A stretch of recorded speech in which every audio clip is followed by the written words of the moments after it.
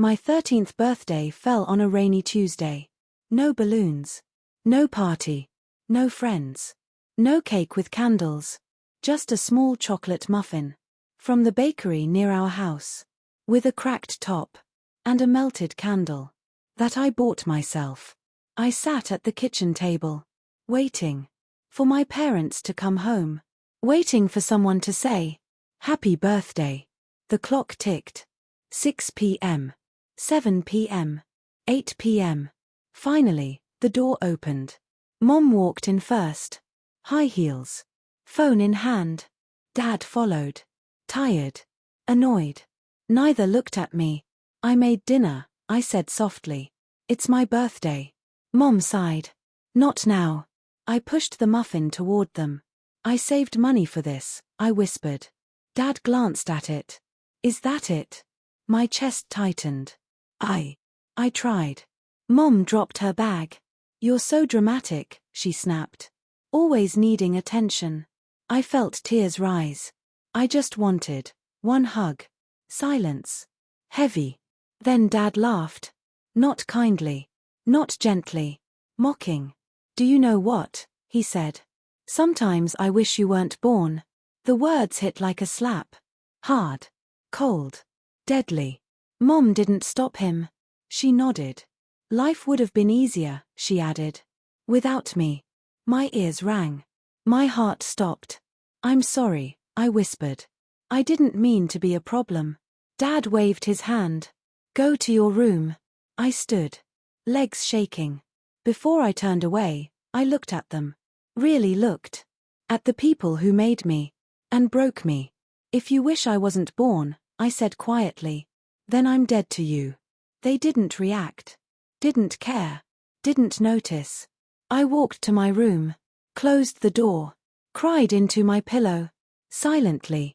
So they wouldn't be annoyed. That night, something inside me died. Not my body.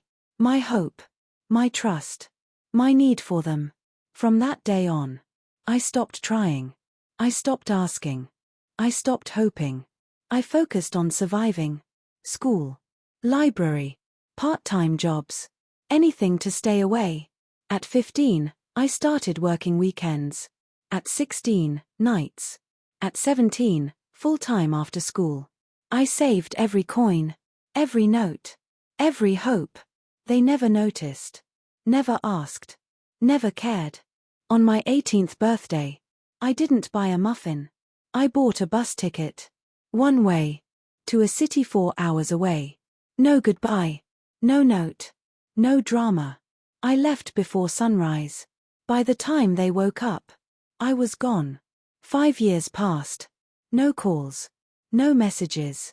No "Are you alive?" Nothing. I built a life. Small apartment. Hard job. Night classes. Dreams stitched together with exhaustion. I became someone. Quietly. Without them. Then one evening. At 23. My phone rang. Unknown number. I almost ignored it. But something told me to answer. "Hello." A shaky voice replied. Is this my child?" My breath froze. It was my mother. Crying. "I'm in the hospital," she whispered. "Your father, he's gone." I said nothing. She sobbed. "We need you." Need. After 5 years. After killing me with words. After burying me with silence. I closed my eyes. And realized. The past was knocking. And it wasn't going to leave quietly. I stared at my phone long after the call ended. My hands were cold. My mind was empty. Gone. Dead. That's what I had said. 5 years ago. And now they wanted me back. I didn't go that night. Or the next. But on the third day, I packed a small bag. Not for them. For myself. For closure. The hospital smelled like bleach and sadness. Same as always. Mom looked smaller. Thinner. Older.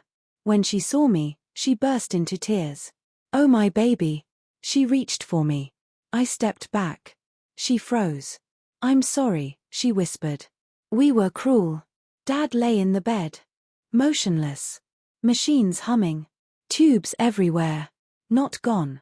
But close. Coma. Stroke. They said. I stood there, looking at the man who once wished me away. I felt nothing. No hate. No love. Just distance. I never meant it, Mom cried. We were stressed. Poor. Lost. You meant it, I replied calmly.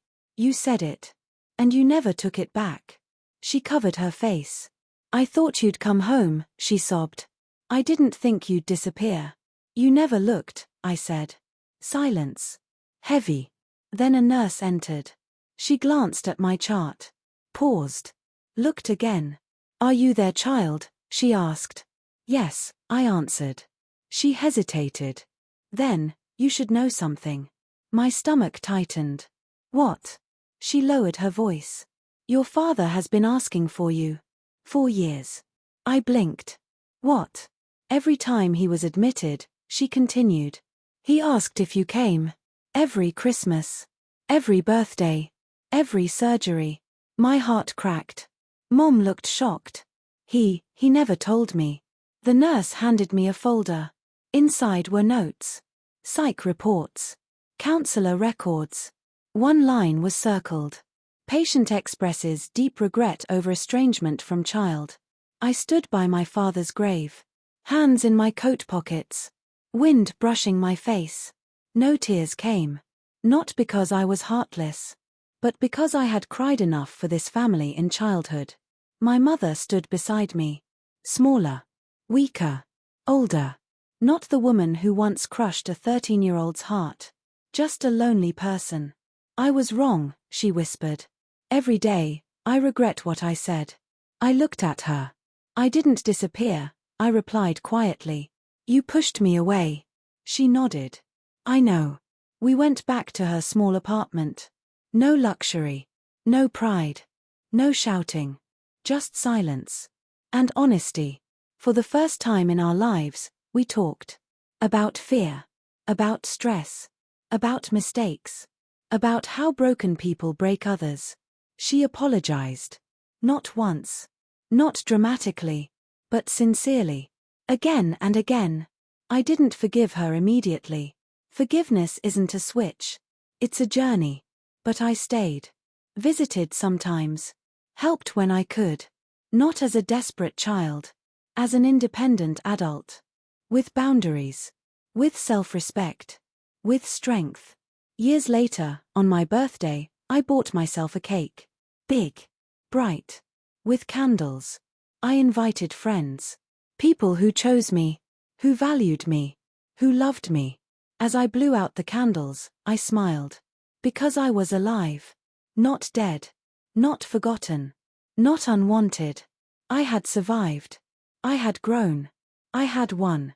Glowing star moral of the story. Words spoken in anger can scar for life. Parents shape hearts with every sentence they say. And even if your family fails you, you can still rise, heal, and build a life full of love and dignity. Blue Heart.